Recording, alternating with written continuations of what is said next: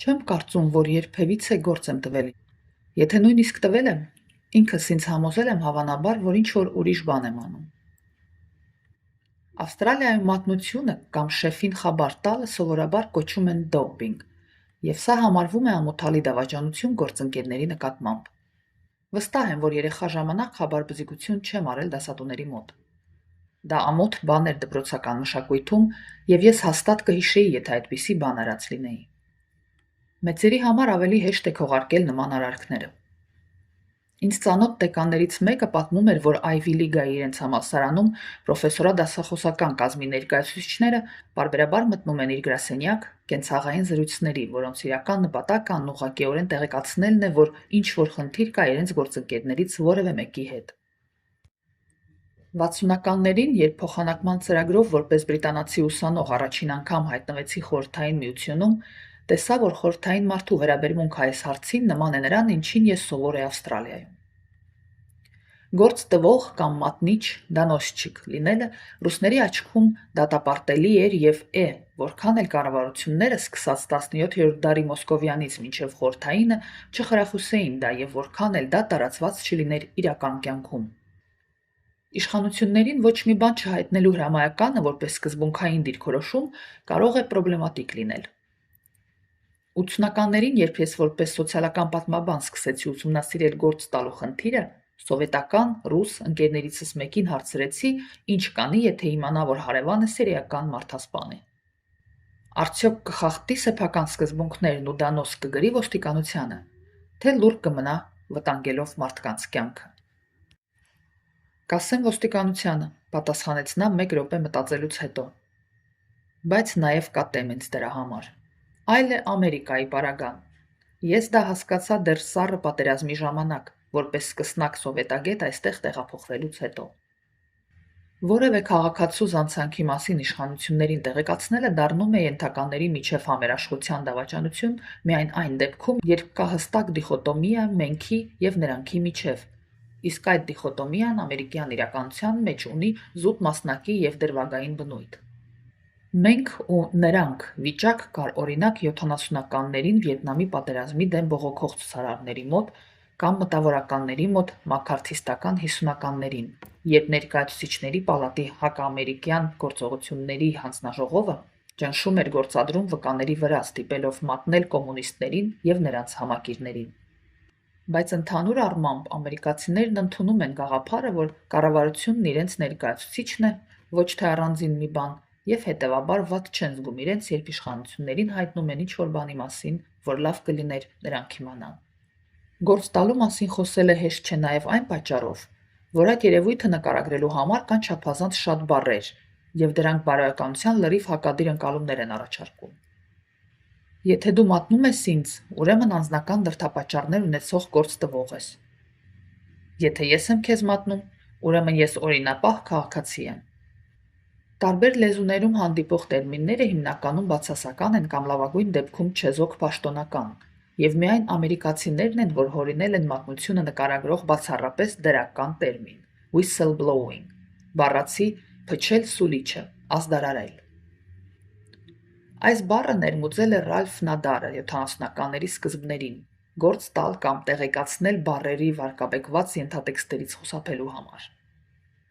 Հիմնականում այն օգտագործվում էր, երբ ենթակաները հաղորդում էին կորպորացիաների կամ կառավարական գերատեսչությունների ղեկավարների կողմից շահագործման դեպքերի մասին։ Քանի որ ազդարարներն այս պարագայում կանգնում էին վրեժխնդրության ռիսկի առաջ, բոլորը, բացի թիրախներից, ընկալում էին նրանց որպես համարձակ, հանրային ինքնագիտակցություն ունեցող ճշմարտախոսներ։ Ամերիկյան սովետաբանները և սառը պատերազմյան լայն հանրությունը մատնությունը դիտարկում էին որպես զուտ խորհրդային ֆենոմեն, ատոմիզացիայի քաղաքականության մաս, որը խթանվում էր տոտալիտար պետության կողմից ավանդական ընտանիքը և բարեկամական հավատարմությունը կոտրելու միջոցով, և այսպիսի մատնությունը ընկալվում էր խիստ բացասաբար։ Մշտապես հիշատակվում էր Պավլիկ Մորոզովի դեպքը, երիտասարդ պիոներ, որը կոլեկտիվիզացիայի ժամանակ մատնել էր սեփական հորը և որից առաջարկում էին օրինակ վերցնել խորհրդային երեխաներին։ Խորհրդային պատմությունը ուսումնասիրելիս սկսել էի հետաքրքրվել Ստալինի 20-ականների վերջի և 30-ականների սկզբի մշակութային հեղափոխությամբ, որը նախորդում էր և անկասկած ոգեշնչել էր տասնամյակներ հետո սկսված Մաոյի մշակութային հեղափոխությանը Չինաստանում։ Սովետական մշակութային հեղափոխությունը հարձակում էր էլիտաների, բուրժուա մտավորականների և աջական բյուրոկրատների արվեստի և կրթության ոլորտներում արմատացած իշխանության վրա։ Քարոզարշավը եռանդով էր ընդունվել երիտասարդ կոմունիստ միլիտանտների կողմից, որոնք պատրաստակամ էին կռվել, և մարդկանց կողմից, որոնք դժգոհ էին մշակութային դաշտից։ Կուսակցության հակառակորդներին մատնելը կարևոր զենք էր այս հակամարտությունում։ Այդպիսի մատնությունները հայտնի էին որպես ազդանշաններ ներքևից, սիգնալի սնիզու, ամբաստանման դրական տերմին, որը արտոնվել էր խորհրդային իշխանության կողմից, բայց այդպես էլ չմտավ խոսակցական ռուսերենի մեջ։ 30-ականների վերջին մեծ զտումը, որը նախաձեռնվել էր Ստալինի կողմից, բայց սեփական թափն էր ստացել, մասսայական մատնության մի նոր փորձառություն էր առաջարկում։ Թիրախում կոմունիստական վերնախավն էր և որպես կանոն հենց ժողովրդական մատնությունների միջոցով էին նույնականացվում զոհերը, լրտեսները և ժողովրդի թշնամիները, որոնք ենթակա էին կալանավորման, գնդակահարման կամ գուլագի։ Ի տարբերություն սովետական մշակութային հեղափոխության, որը միշտ չէր հիստերիկ կերպով ընթանում, զտումները վերածվել էին իրական բարոյական տագնապի, վհուկների որս, որում թշնամիները նաև հանկարծակի և ինտուիտիվ էին որոշվում, և չէր էլ պահանջվում իրական ապացույցներ ներկայացնել։ Մեղադրյալները անկարող էին պաշտպանել իրենք, և եթե նրանց բարեկամները փորձում էին խառնվել, նույնիսկ պարզապես պատշաճ դատավարություն պահանջելով, նրանք էլ էին անմիջապես դառնում թշնամի։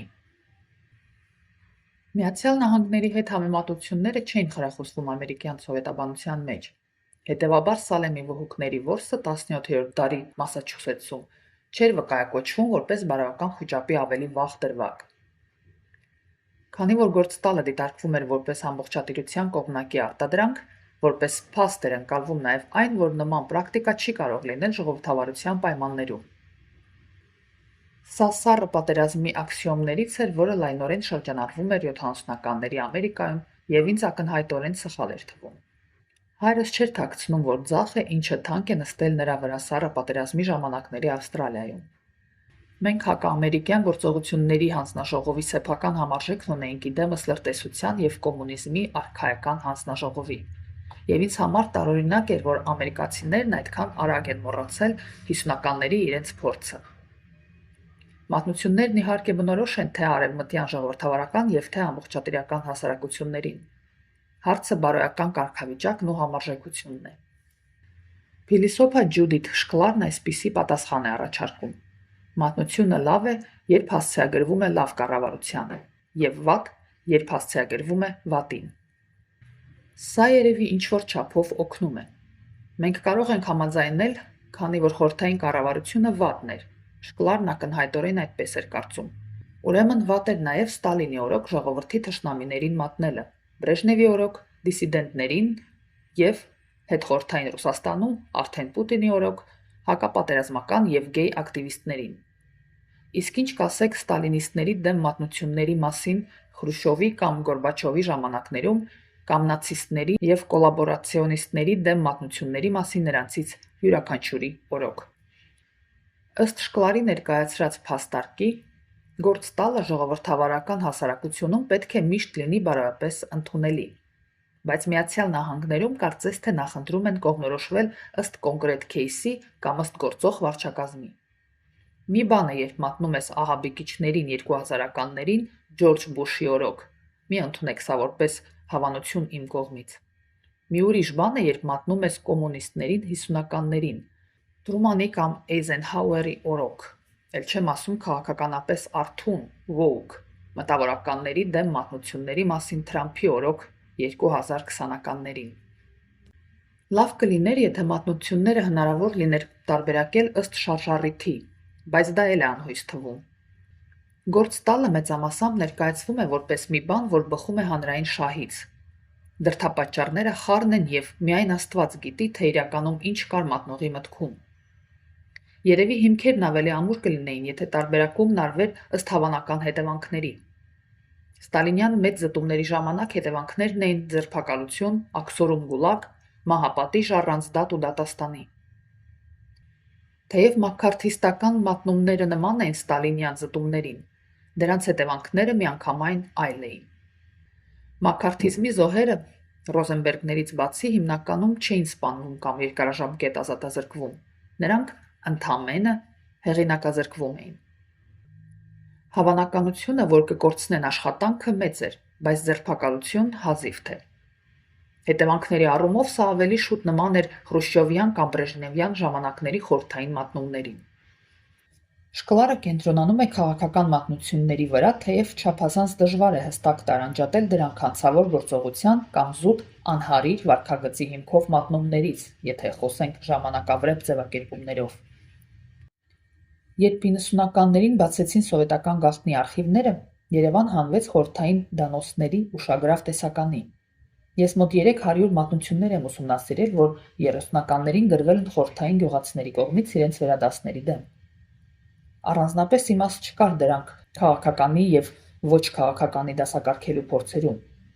Կոլխոզի ղեկավարի դեմ տիպիկ մատնությունը միաժամանակ պարունակում էր քաղաքական մեղադրանք, տրոցկիստ, քրեական մեղադրանք, յուրացում,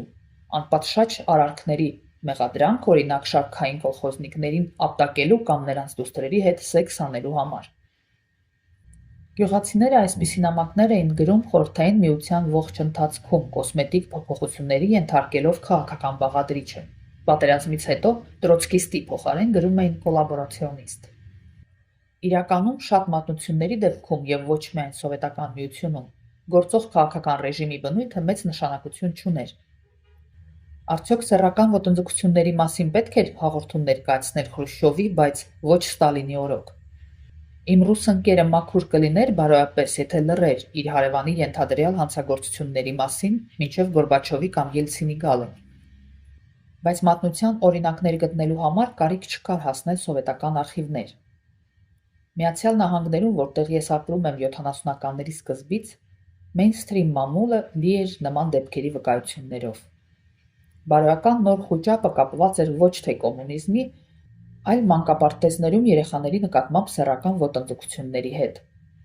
Մատնությունները գալիս էին ծնողներից, որոնք հաղորդում էին իրենց երեխաների անհավանական պատմությունների մասին, թռչող վհուկներ, սատանիստական ծեսեր, գաղտնի սենյակ, ուր գնում է զուգարանի միջով եւ ենթարկվում ոտնձգության։ Ընկերներիցս մեկը սովորաբար ողջամիտ մարդ, բայց փոքր երեխաներ ունեցող, այս մեղադրանքները կիսով չափ լուրջ էր ընդունել։ Լուրջ էին ընդունել նաև Կալիֆոռնիայի եւ այլ դատավորները, դատապարտելով դայակներին երկարատև ազատազրկման։ Երբ հիստերիան ի վերջո մարեց, մեղադրանքները հանվեցին եւ ուսուցիչներին ազատ արձակեցին։ 1997-ի հունվարին նախկին դատապարտյալներին հրավիրեցին ապաշխարության օրվա, որն անցկացվեց Սալեմում, ամենահամապատասխան վայրում։ Crime Stoppers-ը, հանցավորությունը կանխողները, 70-ականների մեկ այլ արտադրանք անանուն մատնության նոր ձև էր առաջարկում քաղաքացիներին, որոնք չափազանց քմահաճ կամ զգուշավոր էին ոստիկանությանը ուղիղ դիմելու համար։ Crime Stoppers-ն այսօր արդեն միջազգային կազմակերպություն է, որի գործառույթն է անհատներից ստացված տեղեկությունները փոխանցել համապատասխան ազգային կամ միջազգային գերատեսչությունների։ Նույնիսկ ավստրալացիները իրենց ուժեղ հակամատնիչ ավանդույթով ընդունեցին այս օգտակար ծառայությունը, որը մարդկանց հնարավորություն է տալիս կիսվել չբացահայտված հանցագործությունների եւ կասկածելի գործողությունների մասին ինֆորմացիայով առանց ինքնությունը բացահայտելու, ինչպես նշված է կազմակերպության ավստրալական կայքում։ ԱՄՆ-ում պարբերաբար քաղաքական ազդարարները հայտնվում էին մամուլի առաջին էջերում։ 71 թվին Դանիել Էլսբերգն էր, ով Պենտագոնի փաստաթղթերը փոխանցել էր New York Times-ին եւ Washington Post-ին։ Քանի որ նրա նպատակը Վիետնամի պատերազմի հարցում կառավարության պաշտոնական դիրքորոշումը վարկաբեկելն էր, շատ լիբերալներ այդ արարքը համարեցին բարոյապես արդարացված եւ հիացմունքի արժանի։ 2013-ին, երբ Էդվարդ Սնոուդենը նման մի բան արեց ազգային անվտանգության գործակալության փաստաթղթերի հետ, արձագանքն ավելի խառն էր։ Նրա փախուստը Ռուսաստան վատ տպավորություն էր թողել։ Մինչ այդ 96-ին, երբ Ունաբոմբերին, Թեդ Քզինսկուն բռնեցին նրա հարազատ եղբոր Դեյվիդի մատնության արդյունքում, ամերիկացիներից շատերն անհանգստացած էին։ Լավ էր, որ ահաբեկչին բռնել են, բայց վատ էր, որ նրա դեմ գործ է տվել սեփական ընտանիքի անդամը, մի բան, որ չափազանց նման էր Պավլիկ Մորոզովի պատմությանը։ Ավելի ուշ 1998-ին սկանդալ եղավ Մոնիկա Լևինսկու եւ Բիլ Քլինթոնի սեռական կապի շուրջ, որը բացահայտվել էր Լևինսկու գործընկեր Լինդա Թրիփի մատնության արդյունքում։ Կարծիքներն այս անգամ էլ ավելի հակասական էին։ Նախագահի սեռական կյանքը եւ նրա կեղծ հերքումները բացահայտելը գուցե բխում էր պետական շահից։ Մյուս կողմից Թրիփը, որը կարծես ձգտում էր փառքի, դավաճանել էր ընկերոջ վստահությունը եւ ամբողջությամբ ավիրել նրա հեղինակությունը, այն դեպքում, երբ Լևինսկու արածը ընդամենը փոքրիկ թուլություն էր։ Բայց Ամերիկայի համար իսկական բեկման կետ էր սեպտեմբերի 11-ից հետո սկսված հակաահաբեկչական խուճապը։ Գործ տալը դարձավ ոչ միայն ընդունելի, այլ նաև բարոյական պարտք, եթե խոսքը ենթադրյալ ահաբեկիչների մասին է։ Հիշում եմ, թե ինչ շոկ ապրեցի, երբ հարձակումից հետո գնում էի Նյու Ջերսիի մայրուղով ու տեսա առկայծող վահանակը, հաղորդիր ցանկացած կասկածելի մարդու մասին։ Փենսիլվանիա նահանգը նույնիսկ անվճար հեռախոսահամար էր գովազդում, հանրությանը կոչ անելով ազդարարել հնարավոր ահաբեկիչների կամ ահաբեկչական գործունեության մասին։ Ճիշտ է, երբ 2002-ին կոնգրեսը փորձեց վերածել սա պետական ծրագրի, ներմուծելով օպերացիա Թիփսը ահաբեկչության մասին տեղեկատվության եւ կանխարգելման համակարգ, ներկայացուցիչների պալատում մեծամասնության առաջնորդ, պահպանողական հանրապետական Դիկ Հարմին առարկեց. չի կարող հավանություն տալ օրենքին, որը խրախուսում է ամերիկացիներին լրտեսություն անել միմյանց դեմ։ Նախաձեռնությունը տապալվեց, բայց դա չկանգնեցրեց մերձարևելյան անուններով մարդկանց դեմ անանուն կամ ստորագրված մատնությունների հեղեղը։ Հավանաբար պատահականություն չէ նաև այն, որ Time ամսագիրը 2002 թվականը հռչակեց ազդարարի տարի, տարվա մարտ ճանաչելով 3 կին ազդարարների։ Գաղափարը, որ ահաբեկիչների կամ ուրիշների վրա գործ տալը պարտականություն է, գնալով ամրապնդվում էր։ Եթե ինչ-որ բան տեսնես, ասա, կարգախոսը, որը ծնվեց Նյու Յորքի տրանսպորտային վարչությունում սեպտեմբերի 11-ից հետո, 2010 թվականին արտոնվեց ներքին անվտանգության նախարարության կողմից որպես համազգային հակաահաբեկչական արշավի մաս։ Մեծ Բրիտանիայում կիրառվող համարժեքը տես, ասա, անցիր առաջ շեշտադրում էր թեթևությունը, որը պետք է զգան ուղևորները, ազատվելով անցանկալի ինֆորմացիայից եւ պատասխանատվությունից։ Me Too շարժումը, որը սկսվեց 2017-ին սեռական ոտնձգությունների համար հետհայաց մեղադրանք ներկայացնելով իշխանություն ունեցող տղամարդկանց, անկասկած արդարացի նախաձեռնություն էր, թեև ուներ բարոյական խուճապին բնորոշ հատկանիշներ, մասնավորապես հաստատակամությունը, որ զոհերի վկայությունները երբևէ չպետք է կասկածի տակ դրվեն, եւ որ մեղադրյալները պետք է ճանաչվեն մեղավոր անհապաղ, առանց ինքնապաշտպանության իրավունքի։ Բարձրաձայնելը Me Too-ի կոնտեքստում դիտարկվում էր որպես ճշմարտախոսություն, մի բան, որ բավականին տարբերվում է գործ տալուց, մատնությունից եւ նույնիսկ ազդարարումից, թեև ֆունկցիոնալ առումով համարժեք է։ Me Too-ն մասն էր ավելի լայն մթնոլորտի, որը խրախուսում էր սեռի եւ գենդերի ոլորտում անպատշաճ վարքագծի մասին հաղորդումները, ներառյալ այն դեպքերը, երբ մարդուն դիմում են նրա նախընտրածից տարբերվող դերանունով։ Հյուսիսային Դակոտայի պետական համալսարանի հետազոտողները պարզել են, որ ուսանողների 72%-ը կարծում է, որ վիրավորական դիտողություններ անող դասախոսների մասին արժի հաղորդել համալսարանի վարչակազմին։ Ռուսաստանում իրավիճակը բոլորովին այլ էր։ 91-ին կոմունիզմը տապալվեց, միությունը փլուզվեց, Ելցինի օրոք եկավ վայրի կապիտալիզմը, Պուտինի առաջին նախագահության օրոք որոշակի կարգուկանոն հաստատվեց, կարևորվեց ազգային արժանապատվությունը, իսկ հետո արդեն երկրորդ նախագահության ժամանակ Պուտինը շրջվեց միջազգային ագրեսիայի ուղղությամբ, ներխուժելով Ուկրաինա։ Ռուսաստանի քաղաքացիների առօրյան մի փոքր փոխվել է, բայց գործ տալու պրակտիկաները մնացել են նույնը։ Այսօր ամենից հաճախ գործ են տալիս հակապատերազմական դիրքորոշում ունեցող եւ LGBT ակտիվիզմով զբաղվողների վրա։ Առաջին պարագայում դա հայրենասիրական երանգ ունի, երկրորդում արվում է ավանդական ընտանեկան արժեքների դրոշի ներքո, երկու պարագայում էլ վկայակոչվում է արևմուտքի կործանարար ազդեցությունը։ Ուկրաինա ներխուժումը քննադատվում է ռուսական լիբերալ մտավորականության կողմից։ Մարդկանց մեծ մասը հանրային դաշտում շրջահայաց լռություն էր պահպանում, թեև սկզբի ամիսներին համալսարանական դասախոսները հաճախ քննարկումներ էին նախաձեռնում այս հարցի շուրջ, բացահայտելով իրենց հակապատերազմական դիրքավորումը։ Այնուամենայնիվ ժամանակի ընթացքում այդ մարդիկ էլ դարձան ավելի զգուշավոր։ Արևմուտքում կապեր ունեցող շատ մտավորականներ նախընտրեցին գոնե ժամանակավոր հեռանալ երկրից, պահպանելով աշխատանքը, աշխատելով Zoom-ով հեռավար, հիմա երբ Ռուսաստանի սահմանները բաց են ի տարբերություն խորհրդային ժամանակների, հնարավոր է որոշակի անորոշություն պահպանել, մարդը արտագաղթել է, թե ոչ։ Մի խումբ ռուս գիտնականներ անհանգստացած հակապատերազմական դիրքորոշում ունեցող ակադեմիկոսների դեմ մատնությունների մասշտաբներից հետազոտություն էին արել հիմնվելով հարցազրույցների և վավերագրված արձանագրությունների վրա։ Նրանք նկարագրում էին մթնոլորտը, որում մատնությունները արված ուսանողների, կոլեգաների և անծանոթ վրիժառուների կողմից գնալով ավելի սովորական են դառնում և մեծ վնաս հասցնում հակապատերազմական դիրքորոշում ունեցող անձանց հեղինակությանը։ Հաղորդումները որպես կանոն հասցեագրվում են ոչ թե ՖՍԲ-ին, ԿԳԲ-ի իրավահաջորդը, այլ համալսարանի վարչակազմին։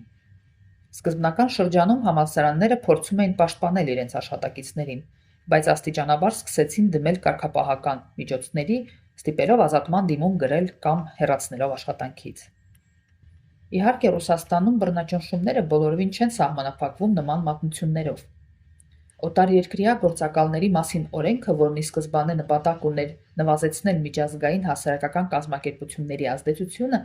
այժմ կիրառվում է նաև Ռուսաստանի անհատ քաղաքացիների դեմ, որոնք համարվում են օտարերկրյա ազդեցության կրող և ստիպված են ցուցակագրվել։ Օտարերկրյա գործակալներին, ի թիվս շատ այլ բաների, արգելվում է պետական պաշտոն զբաղեցնել և դասավանդել։ Եթե դուք ճանաչվել եք օտարերկրյա ազդեցության կրող, չգրանցվելու պարագայում ենթարկվելու եք քրեական հետապնդման։ Պուտինի վարչակարգը լուրջ է վերաբերվում ներքին այլախոհությանը, անվտանգային ծառայությունը և ոստիկանությունը աչքը պահում են պատերազմին ընդդիմացողների վրա,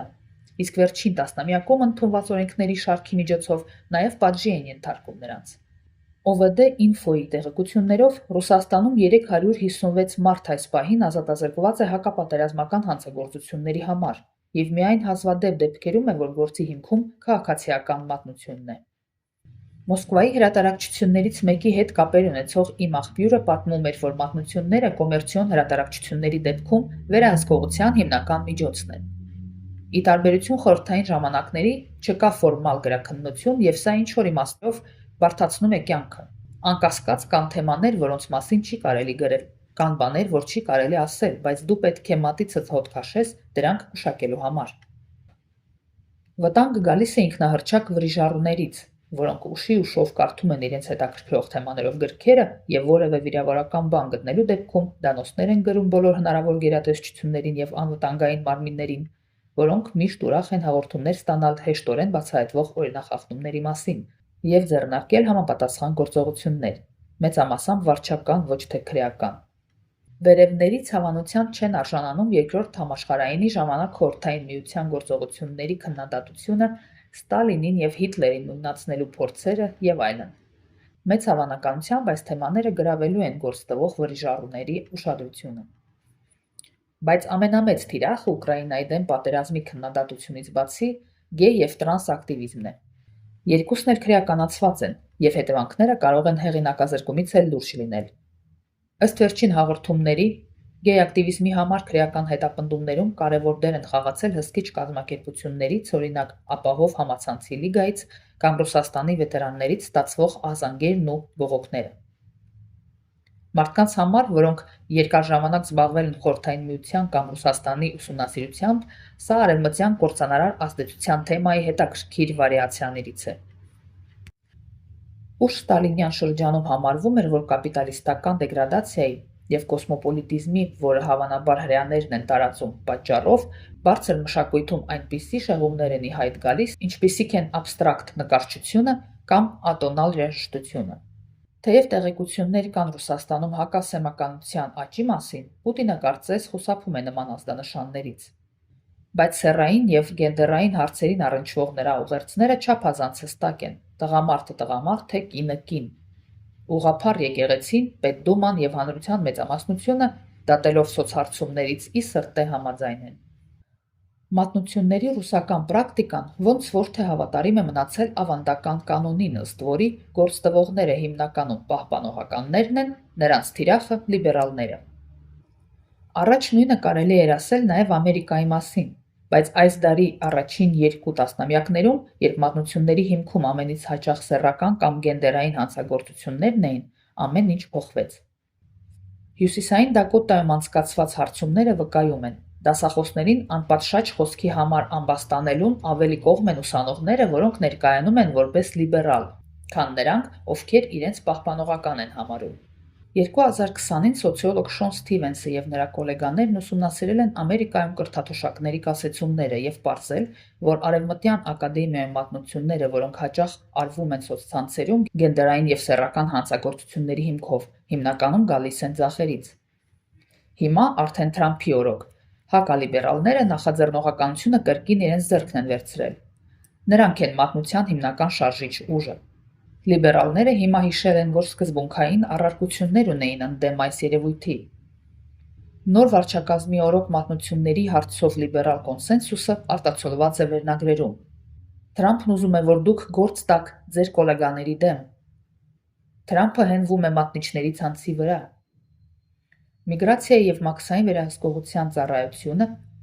առցանց հարթակ ունի անօրինական ներգաղթյալների եւ ենթադրյալ հանցավոր գործողությունների մասին հաղորդումներ ներկայացնելու համար։ Կրթության նախարարությունը ֆինանսավորում է անանուն զանգերի թեժ գիծը, որի միջոցով ուսանողները, նրանց ծնողները, ուսուցիչները եւ ավելի լայն հանրությունը կարող են մատնել դասախոսներին եւ կրթական հաստատություններին, որոնք բազմազանություն, հավասարություն եւ ներառականություն են քարոզում։ Թրամփի երթմնակալությունից քիչ անց կադրերի կառավարման գրասենյակից հրահանգել են նամակներ ուղարկել ներքին անվտանգության նախարարության, վետերանների գործերով նախարարության, ՆԱՍԱ-ի եւ այլ գործակալությունների աշխատակիցներին պահանջելով 10 օրվա ընթացքում նույնականացնել գործընկերներին, որոնք շարունակում են զբաղվել բազմազանության, հավասարության եւ ներառականության հարցերով, այսինքն գործ տուր, թե չէ գործ կտան քո վրա։ Ապրիլին առողջապահության նախարարությունը կոչ էր արել բուժաշխատողներին եւ լայն հասարակությանը ահազանգել բժիշկների մասին, որոնք գենդերազգայուն մոտեցում են ցուցաբերում երեխաների նկատմամբ։ Թեև սկզբում որոշակի անհարմարություններ կային բուժառուների անձնական տվյալների գաղտնիության հետ կապված, այժմ դրանք շրջանցում են, դասակարգելով գործտվողներին որպես ազդարարներ։ Թրամփի վարչակազմի քարոզարշավը համալսարաններում հակասեմականության դեմ հենվում է կրկնակի մատնության վրա։ Ուսանողներին եւ դասախոսական կազմին խրախուսում է տեղեկություններ տրամադրել ենթադրյալ իրավախախտների մասին, իսկ համալսարաններից պահանջում են ոչ միայն գործողություններ ձեռնարկել, այլև զեկուցել Վաշինգտոնին։ Դասախոսները իրոք վախեցած են այս մատնություններից, պատմում է Ռաշիդ Խալիդին, որը վերջերս է հեռացել Կոլումբիայի համալսարանից։ Ջորջ Վաշինգտոնի համալսարանը նախատինքի է արժանացել արդարադատության նախարարության կողմից, որը սովորականի պես սպառնացել է ծանր հետևանքներով նախ ստացված բողոքներին ընթացք չտալու, երկրորդ դրանց մասին չզեկուցելու համար։ Make America Great Again հետ բերենք մեծ Ամերիկան շարժման մարդիկ թեժ գծերով տրված հաղորդումների մասին չեն ասի գործ տալ կամ ազդարարել։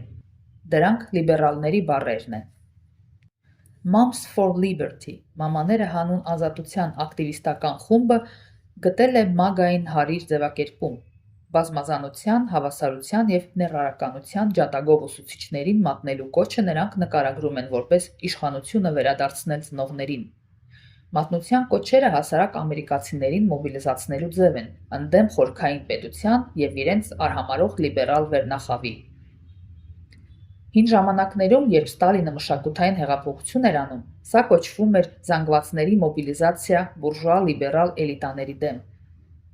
Օրինախախտներին նույնականացնելու, իշխանություններին հանձնելու, դատելու կամ աշխատանքից զրկելու գործում մատնությունները լրիվ նույն դերն էին խաղում։